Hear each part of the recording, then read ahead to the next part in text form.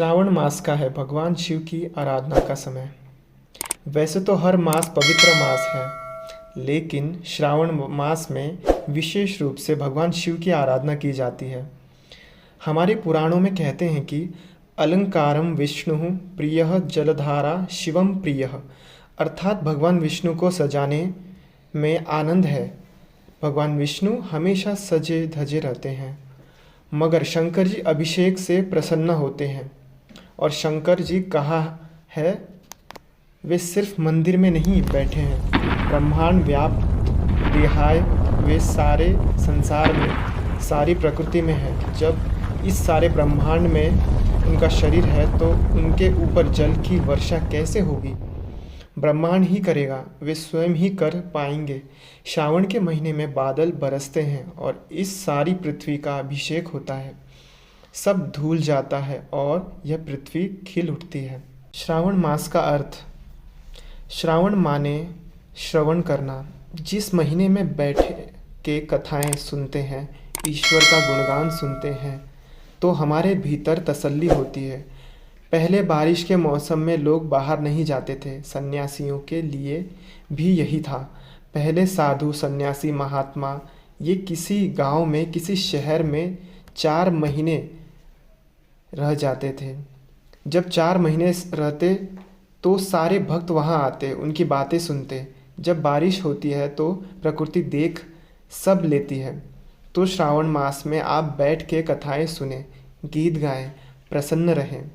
पहले लोग यही करते थे। शिव कौन है? श्रावण मास में शिव की आराधना का विशेष महत्व है। शिव के विषय में एक बहुत सुंदर कहानी है। एक बार सृष्टि के रचयिता ब्रह्मा और संसार के पालनकर्ता विष्णु इस प्रश्न का उत्तर ढूंढ रहे थे कि शिव कौन है।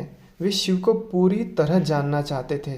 तो ब्रह्मा ने विष्णु से कहा, मैं उनका मस्तक ढूंढता हूँ, आप उनके चरण खोजिए। हजारों वर्षों तक भगवान विष्णु शिव के चरणों की खोज में नीचे काफ़ी गहराई में पहुँच गए और ब्रह्मा शिव का मस्तक ढूंढते ढूंढते काफ़ी ऊपर तक पहुँच गए, लेकिन वे दोनों ही असफल रहे। यहाँ इसका अर्थ है कि शिव का कोई आदि और अंत नहीं है। अंत में वे दोनों मध्य में मिले और इस निष्कर्ष पर पहुँचे कि वे शिव को नहीं ढूंढ सकते। यहीं से शिवलिंग अस्तित्व में आया। शिवलिंग क्या है? शिवलिंग अनंत शिव की प्रतीकात्मक अभिव्यक्ति है। लिंग का अर्थ है पहचान, एक प्रतीक जिसके माध्यम से आप यह जान सकते हैं कि सत्य क्या है, वास्तविकता क्या है। जो दिखाई नहीं दे रहा है उसे एक प्रतीक से पहचाना जा सकता है, वह है लिंग। जब एक शिशु का जन्म होता है तो लिंग के माध्यम से ही हम उसके स्त्री अथवा पुरुष होने का पता लगा सकते हैं।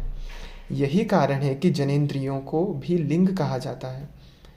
ठीक उसी तरह आप सृष्टि के रचयिता की पहचान कैसे करेंगे? ठीक वैसे ही जैसे आप स्त्री और पुरुष की पहचान करते हैं। ईश्वर की पहचान करने के लिए उनका एक प्रतीक बनाकर उसका संयोजन करके वही शिवलिंग है।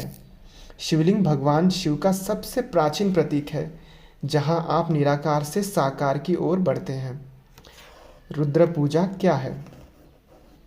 यह संसार ऊर्जा का एक खेल है, सकारात्मक और नकारात्मक। शिव संहार करते हैं। रोग, अवसाद और उदासी के रूप में जो भी नकारात्मक ऊर्जाएं हमारे भीतर और आसपास है, उसका संहार करने का सबसे आसान उपाय है रुद्र पूजा। रुद्र पूजा करने से शांति, उल्लास, समृद्धि और सकारात्मक ऊर्जा की वृद्धि होती है। सारा संसार ईश्वर का रूप है और उस पर श्रावण मास में जल धारा हो रही है। प्रकृति इस धरती को अभिषेक कर रही है, जल चढ़ा रही है। इसी का अनुकरण हम भी करते हैं। श्रावण में हम भी शिवलिंग के ऊपर थोड़ा सा जल चढ़ाते हैं और यह विश्वास रखते हैं कि हम ईश्वर के हैं।